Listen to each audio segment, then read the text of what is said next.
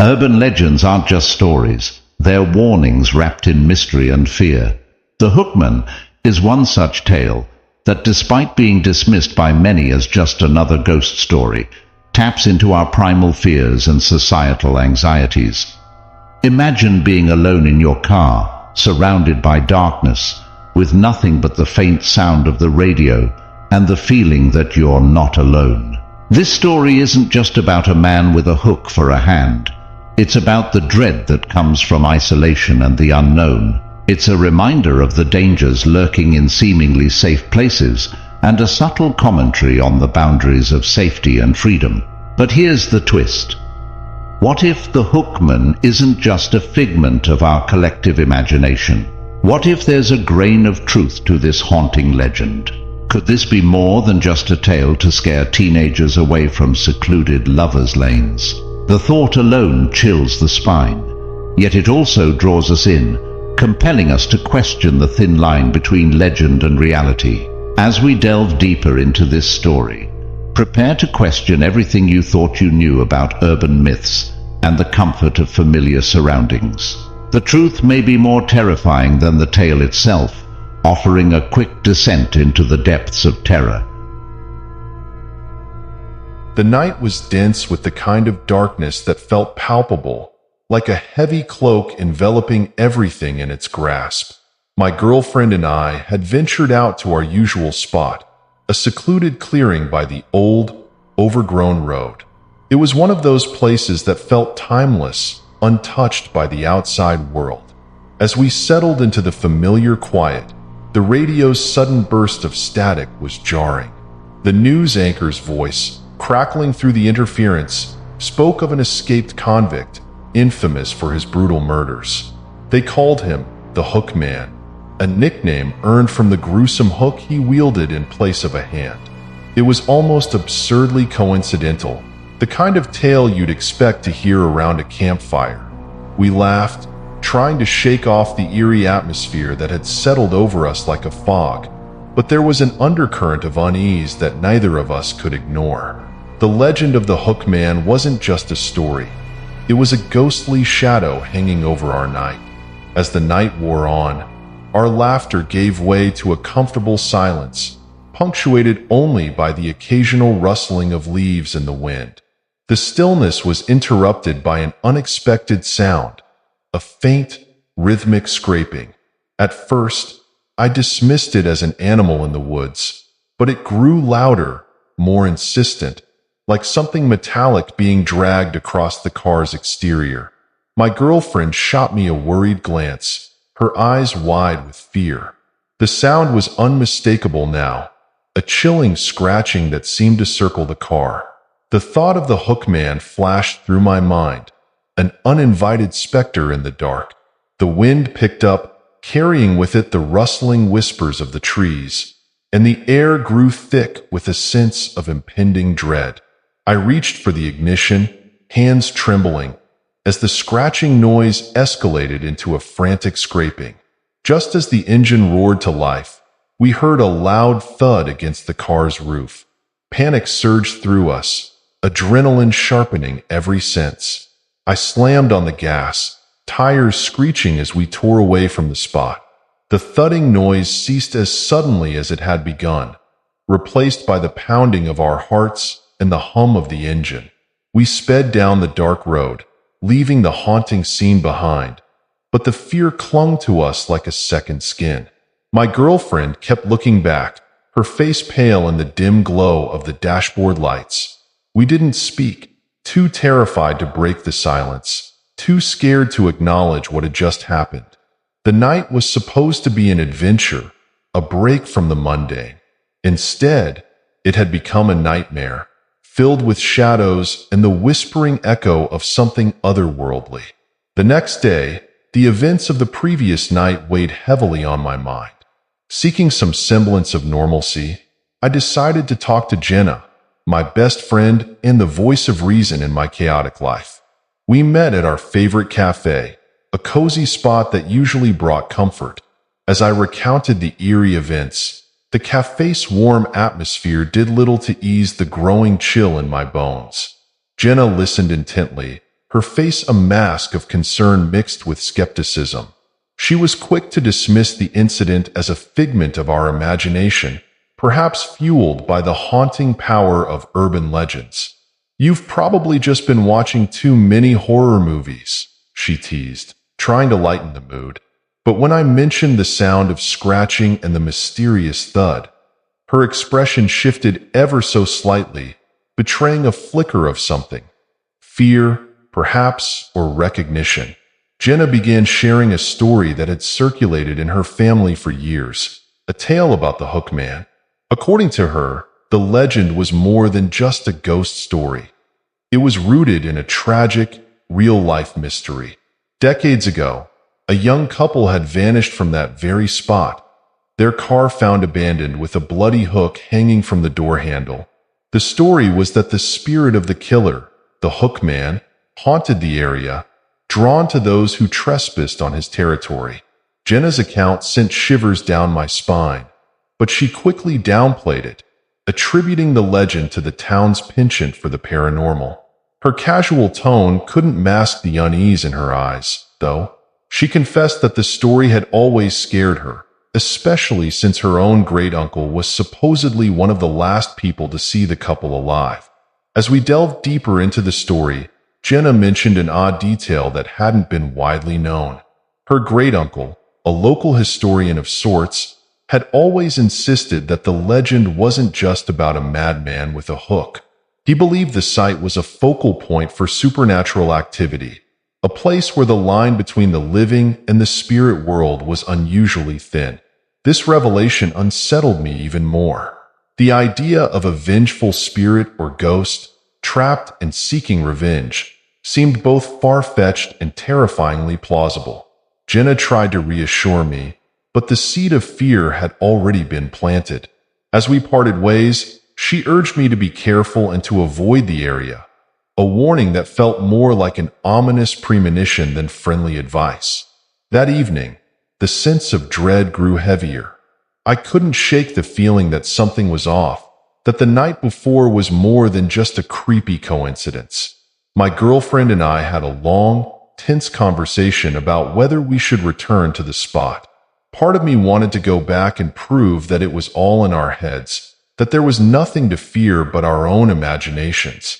But the other part, the part that had heard the scratching and seen Jenna's unease, was terrified of what we might find. We argued back and forth, weighing the risks against the need for closure. The darkness outside seemed to press against the windows, as if urging us to make a decision before it was too late. In the end, curiosity and a stubborn refusal to be ruled by fear won out. We agreed to go back, armed this time with more than just a flashlight and our nerves. We brought a camera, hoping to capture evidence that would either confirm our fears or dispel them. As we drove back to the clearing, the road seemed longer and more desolate than before. The trees loomed overhead, their branches forming a twisted canopy that blocked out the moonlight. We parked in the same spot, the car's headlights slicing through the thick darkness. The air was eerily still, the usual night sounds conspicuously absent. It was as if the world was holding its breath, waiting for something to happen. Stepping out of the car, the cold night air hit us like a wall. We turned on our flashlights, the beams cutting through the blackness. Every rustle of leaves, every creak of the forest seemed amplified, echoing in the silence. We cautiously approached the area where we had parked the night before, looking for any signs of disturbance. My girlfriend gasped, pointing at the ground. There, in the dirt, were fresh scratches, long, deep gouges that led from the edge of the clearing towards where our car had been. The sight sent a jolt of fear through me, my heart pounding in my chest. We were not alone. Someone or something had been here, and they had left a chilling mark. Our breaths came in shallow gasps as we followed the trail of scratches, each step feeling like a descent into a nightmare. The wind picked up, rustling the leaves and creating a cacophony of whispering voices. The flashlight beam flickered, casting long, dancing shadows that seemed to twist and writhe. Suddenly, A loud clang echoed through the night, a sharp, metallic sound that reverberated in the stillness. We froze, the sound so unexpected and jarring that it felt like a physical blow. My girlfriend grabbed my arm, her grip tight with fear. I swung the flashlight towards the source of the noise, heart racing. The beam of light fell upon something metallic and weathered. Hanging from the car's door handle was a rusted hook, swaying gently in the wind. The sight of it made my blood run cold. It was unmistakable, a hook, just like the one described in the legend. My girlfriend let out a strangled gasp, backing away from the car as if it were suddenly a living thing. The hook's presence was a stark, terrifying reminder of the story Jenna had told us. This was no longer a legend. It was reality staring us in the face. The realization hit me like a wave, the shock mingling with a deep, primal fear. The hook was a message, a warning from the ghostly specter that haunted this place. We had trespassed into the realm of the supernatural, and we were not welcome. We quickly retreated to the car, our bravado shattered by the sight of the hook. As we drove away, the atmosphere in the car was thick with fear and silence. The hook's discovery had shaken us to our core, bringing the chilling reality of the legend into our lives. The night outside seemed darker, the shadows deeper, as if the world itself had become a manifestation of our terror. My girlfriend stared straight ahead, her face pale and drawn. We didn't speak, both lost in our thoughts, the gravity of what we'd experienced sinking in. The hook was more than just a physical object. It was a symbol of something much darker and more sinister. Once home, we tried to process what had happened. The hook was a tangible connection to a terrifying past, a piece of a ghostly puzzle that now included us. The weight of the situation pressed down on us, the line between reality and the supernatural blurring. We were living a nightmare, caught in a chilling narrative that seemed to defy logic. My girlfriend and I huddled together, seeking comfort in each other's presence. The hook's cold, metallic gleam seemed to haunt us, a constant reminder of the terror we had faced. Sleep was elusive that night, every creak and groan of the house setting our nerves on edge. The night stretched on, an endless expanse of darkness filled with unseen terrors. In the days that followed, we couldn't shake the feeling that we were being watched. Shadows seemed to linger longer, and the air felt charged with an unseen presence. Jenna was deeply concerned when we told her about the hook. She urged us to report the incident to the authorities, but we hesitated. What could we say? That a ghostly legend had come to life? It sounded absurd, even to us. Instead, we decided to lay low, avoiding the spot and trying to return to normalcy. But normal was impossible. The hook had left an indelible mark on us, a reminder of the dark forces that lurked just beyond the veil of the everyday world. Weeks passed, and the memory of that night began to fade, though never completely disappearing. Life resumed its usual rhythm, but the fear remained, a quiet undercurrent beneath the surface. Then, one evening, as I was walking home from work, I felt a familiar chill. The streetlights flickered, casting long shadows that seemed to move on their own. I quickened my pace, the feeling of being watched growing stronger with each step. My heart pounded in my chest as I rounded the corner and saw it, the rusted hook, hanging from the handle of our apartment door. The sight stopped me in my tracks, a cold, paralyzing fear washing over me. The hook's presence was a message, a chilling reminder that we were not safe, that the ghostly entity we had encountered was not bound to one place. It had followed us, crossing the threshold into our lives. Panic surged through me, and I fumbled for my keys, hands shaking. I burst into the apartment, locking the door behind me. My girlfriend looked up, startled by my abrupt entrance. When I told her about the hook, her face paled, and she rushed to the window, pulling the curtains closed. The realization that we were being hunted, that the supernatural force had breached our sanctuary was terrifying. We were no longer just witnesses to a ghost story. We were its protagonists. We debated calling the police, but what could we say? That we were being haunted by a legend? It seemed futile. Instead, we decided to take matters into our own hands.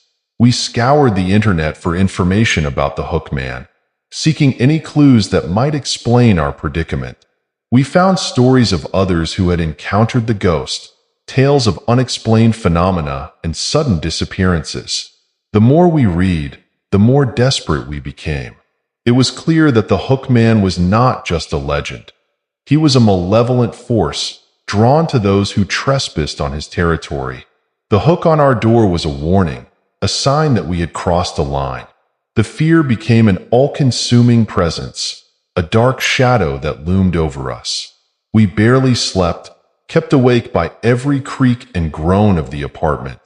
We started noticing small things: a door left ajar, a cold spot in the room, the feeling of being watched.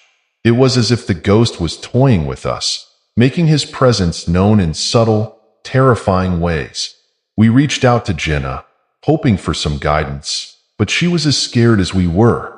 Her great-uncle stories seemed to take on new significance, and she warned us to be careful. She mentioned that the only way to break the curse might be to confront the ghost, to return the hook to its original resting place and seek forgiveness. It sounded insane, but we were willing to try anything to escape the nightmare we were living. Armed with this newfound knowledge, we made a plan. We would return to the clearing, armed with the hook and a makeshift offering. A desperate attempt to appease the restless spirit. The night we chose was eerily quiet, the air thick with anticipation. As we approached the clearing, the familiar dread settled over us. We parked in the same spot, the car's headlights casting long, eerie shadows. The clearing looked just as it had that fateful night, but now it felt charged with an ominous energy. We stepped out of the car, clutching the hook tightly. The cold metal felt heavy in my hand, a tangible reminder of the dark force we were confronting. We walked to the center of the clearing, where the scratches still marred the ground. The night was silent, the air still. My girlfriend placed the offering on the ground, a small collection of items we hoped would appease the spirit. A silver cross, a bundle of sage, and a handwritten note asking for forgiveness. We laid the hook on top of the offering, its rusted surface catching the faint light. As we stepped back, the wind picked up, rustling the leaves and creating a haunting, whispering sound. It felt like the entire forest was watching, holding its breath. We stood there, waiting, the tension palpable.